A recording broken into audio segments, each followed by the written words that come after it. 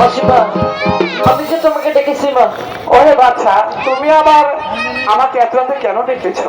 আমি যে বড়ই বিপদে পড়েছি। তোমার আবার কিসের বিপদ?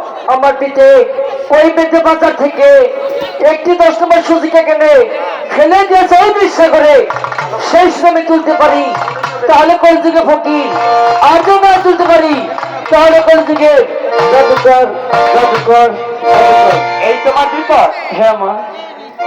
আমি এসেছি বাবা জাদু মরি